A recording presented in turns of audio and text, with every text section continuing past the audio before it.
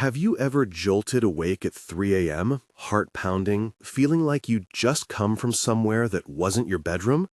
What if that strange, disorienting moment isn't random at all, but a kind of spiritual alarm, a nighttime notification from the part of you that travels while your body sleeps?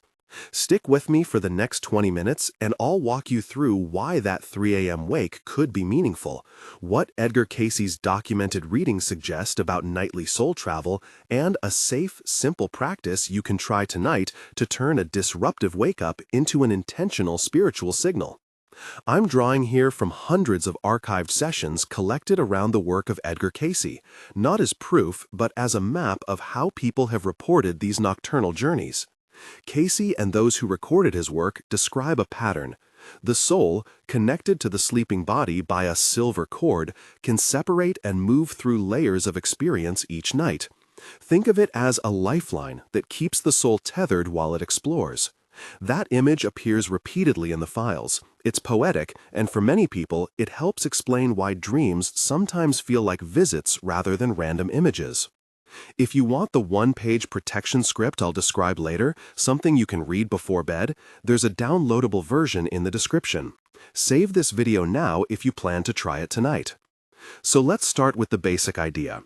According to Cayce's collected material, when we sleep, our conscious attention relaxes and parts of our awareness can shift into non-physical planes. Those were often described as three broad kinds of nocturnal destinations. Each has a distinct flavor and purpose, and each carries different risks and opportunities. I'll paraphrase cases documented in the archives to illustrate each realm, but always with the caveat: these are reported experiences in Cayce's files, offered here as interpretive guidance, not scientific proof. The first domain is what some traditions call the borderland. This is a near-physical layer of experience, close enough to Earth that it contains familiar people, places, and conversations. People who visit the borderland report encounters with loved ones who have passed, guidance from familiar presences, or scenes that feel like everyday life but with an uncanny clarity. In the Cayce material, there's the striking example of a businessman who woke from a vivid night encounter with his deceased father. In that dream conversation, the father offered practical counsel, not only emotional comfort, but concrete advice that the man later applied. Over time, following that guidance helped him navigate a risky business decision, and he attributed a turn in his fortunes to the insight received that night.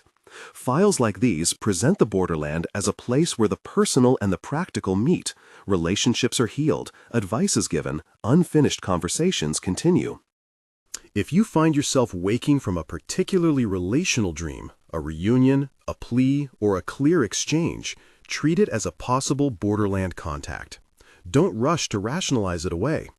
As soon as you can, stay still for 30 seconds and try to recall sensory impressions: a scent, a phrase, a texture.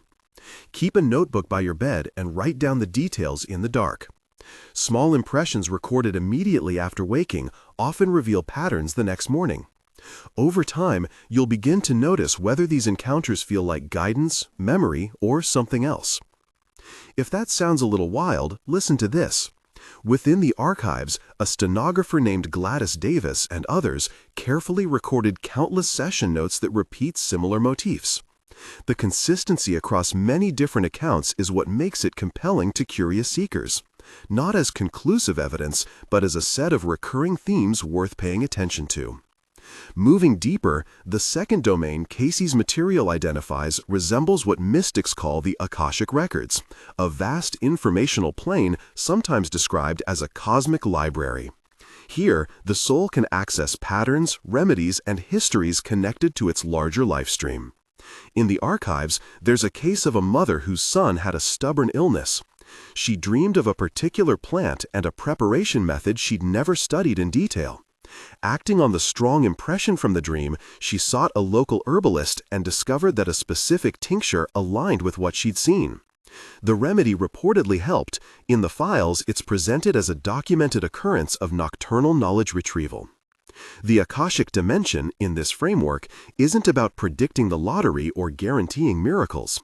It's about information retrieval on the soul's level, knowledge that can include past life patterns, symbolic insights about present problems, or even practical remedies. If your goal is to access that kind of guidance, intention before sleep matters. A compact, focused practice, what some call dream incubation, increases the chances that your mind will present a usable image or symbol. Before bed, phrase a single, sharply focused question. Not, "What is my life purpose?" but, "What is the one next action I need to take about X?" Keep it specific. Visualize placing that question like a coin on a table and tell yourself gently that you will recognize the answer in the morning. Sleep with that question. If you wake in the night, recall and write down the first image or phrase that comes to mind. Those small fragments are often the ones that open into clearer insight later. The third and highest level in Cayce's presentations is the realm of creative or divine communion, a place of revelations, prophetic impressions, and contact with a greater organizing consciousness. In the Cayce files, there are accounts where participants reported visions that felt less personal and more archetypal, symbolic landscapes, highlight clarity about life directions, or impressions of a larger social arc. One archived thread describes dream-based impressions that foreshadowed broader global tensions, phrased in the material as prophetic glimpses rather than verifiable predictions.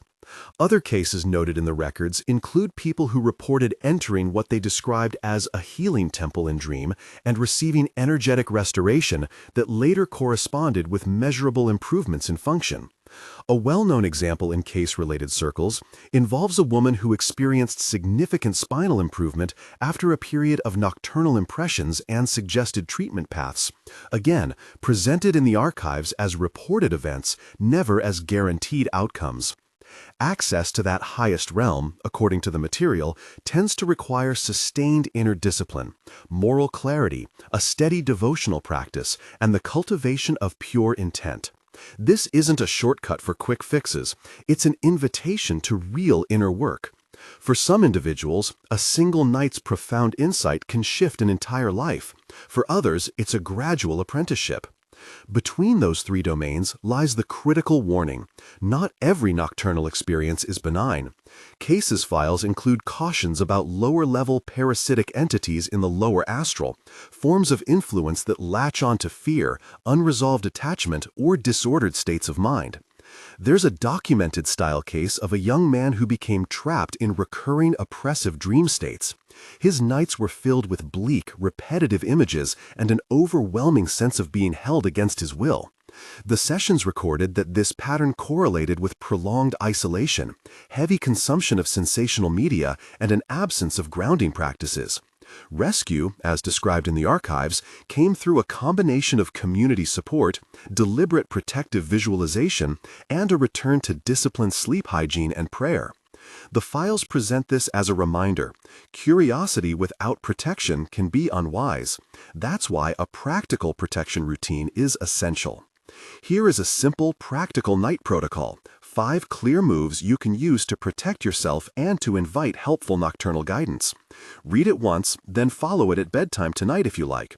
I've written a 1-page version of this in the description for quick printing. Begin by grounding your body. Before you lie down, spend 2 minutes feeling your physical presence. Press your feet to the floor while standing or lie on your back and take 3 slow diaphragmatic breaths, feeling the support of the mattress beneath you. Speak aloud, even quietly, "I am here in this body." The purpose is to anchor awareness in the physical. Next, set a single, concise intention. Keep it narrow.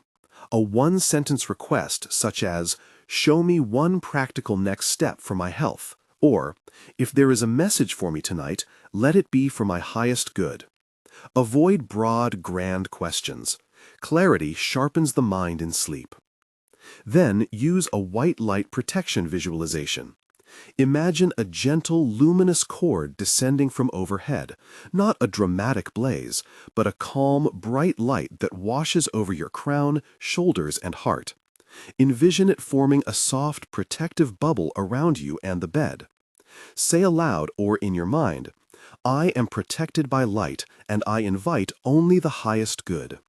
This is meant to set a psychic boundary, courteous but firm. After that, pose your incubation question once more and then release it. Picture the question like a small paper boat placed on a stream. You've done your part by sending it out. Do not ruminate. Drift to sleep with the image of the boat moving away. Finally, keep a dream journal and a pen within arm's reach. If you wake, especially at 3 a.m., stay still and collect the first impressions. Write them down without judgment. Even a single word can be the seed of a meaningful pattern. Mini hook.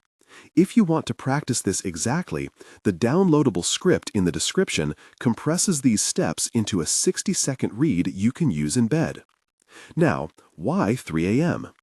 Cultural folklore often calls the hours around 3 a.m. the witching hour or the dead hour, but there are also plausible physiological reasons that make the early morning a prime time for unusual awakenings.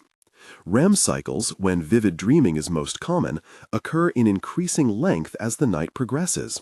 Later sleep segments often contain the longest REM periods. Additionally, the circadian low, the deepest part of our biological night, typically falls between roughly 2 and 4 a.m. That deep night window is a time when the body's defenses are at a kind of rest, and the subtle mind can seem relatively untethered.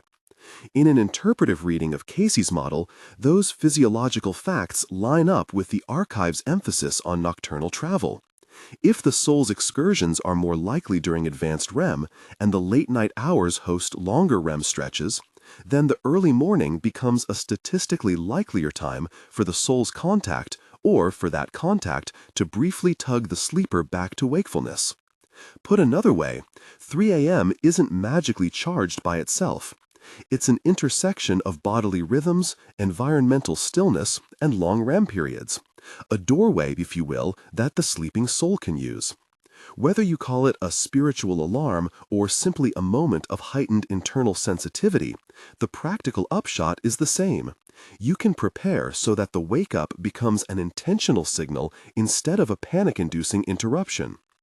If you want an experiment you can do tonight, try this 5-minute routine before bed and then apply the in-the-night practice if you wake around 3 a.m. It's designed to be safe, discreet, and repeatable. Lie down and ground with 2 minutes of breath work. Speak your intention aloud. Keep it one line. Visualize the white light bubble. Feel it as a protective field, not a theatrical flare. Whisper your incubation question and imagine placing it on a small boat or a shelf. Fall asleep with the sense that you are inviting clarity, but only from benevolent sources. If you wake in the night or at 3 a.m., do not immediately check your phone. Stay present for 30 seconds. Breathe. Repeat the protective phrase, "I am held by light. I welcome only what serves my highest good." Note any single sensation, word, or color and write it down. In the morning, review the note without forcing interpretation. Patterns emerge across nights. That's where meaning often hides. A cautionary note about health and healing. The archives contain accounts where nocturnal impressions corresponded with physical improvement. But these are presented as reported events, not medical prescriptions. If you are experiencing serious health issues, please consult a licensed professional. Use spiritual practices as a complement, not a substitute for medical care.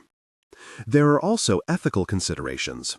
If you do receive relational contact in the borderland that seems to offer guidance about another person, use discretion and compassion. Not every dream message is meant to be acted on publicly. And if a nocturnal image evokes trauma or intense disturbance, seek community support rather than handling it alone. Let me tell you briefly about a couple more archive-style examples that illuminate this entire map. A nurse documented in the files reportedly began to dream regularly entering a healing space where she was shown how to hold patients differently, not by replacing medical skill, but by offering a presence that improved outcomes. She later described using breathwork and intention in the ward with measurable differences in patient calmness. In another thread, a woman known in Cayce-related accounts as Martha Robertson had a long-standing spinal issue. After a period of nightly impressions and following suggested remedial activities offered in waking life, she reported substantive improvement. The files present these as cumulative stories of inner work aligning with outer care, spiritual reception plus practical action. On the flip side, the young man who experienced lower astral entrapment highlights the need for community and protection. In his case, the turning point came when trusted others intervened with centering practices, a protective visualization, and a gradual reintroduction to healthy daytime habits. That rescue arc is a reminder: if anything you experience in sleep leads to fear, paralysis, or prolonged disturbance, reach out to someone trained in spiritual counseling or a trusted practitioner who respects both psychological and spiritual dimensions. As we come toward a close, remember the overall aim: to transform a disruptive 3 a.m. jolt into a reliable, respectful spiritual alarm. With discipline, you can learn to treat a wake-up as data rather than as an intrusion. Over weeks of simple practice, grounding, a single-line intention, white light protection, dream incubation, and journaling, many people notice a shift in quality. Fewer fear-based awakenings, more precise impressions, and, occasionally, practical guidance that dovetails with waking life decisions. Try this tonight. Print the one-page protection script in the description, follow the 5-minute evening routine, and keep a small journal by your bed. If you wake at 3 a.m., resist the urge to reach for your phone. Instead, anchor, protect, notice, record. Then, in the morning, review with curiosity but without force. If you feel something meaningful, bring it to a friend or a practitioner you trust for perspective. If you try this tonight, please come back and leave one brief line in the comments about what you noticed. Don't post private details. A single sentence like "noticed a red door image" is plenty and helps others see patterns. And if you found this video helpful, subscribe for more deep dives into dream wisdom and the Cayce material. We'll continue exploring these practices with careful curiosity, always balancing wonder with discernment. May your night rest be protected, and may any alarm that wakes you at 3 a.m. become a gentle prompt toward healing and clarity.